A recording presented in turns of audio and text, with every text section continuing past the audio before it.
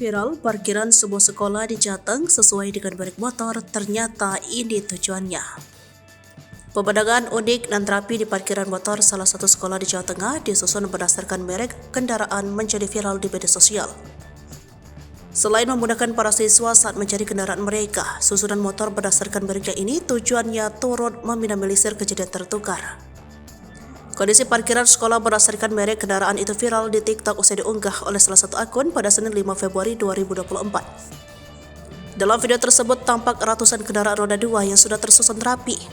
Motor-motor milik siswa itu disusun berdasarkan merek kendaraan mereka. Terlihat di bagian atas parkiran tertulis tempat-tempat untuk meparkir motor sesuai dengan mereknya. Di antaranya adalah motor Scoopy, Vario, Beat sesuai yang kerap digunakan oleh para mahasiswa di sekolah itu. Alhasil susunan motor pada parkiran di sekolah itu pun amat terurut.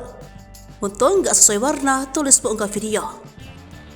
Berkat disusun berdasarkan mereknya, kejadian motor hilang maupun tertukar bisa dihindari.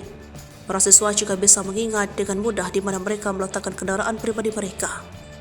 Selain itu, kondisi parkiran pun tampak tertata dengan rapi sehingga memudahkan kendaraan lain yang hendak masuk maupun keluar.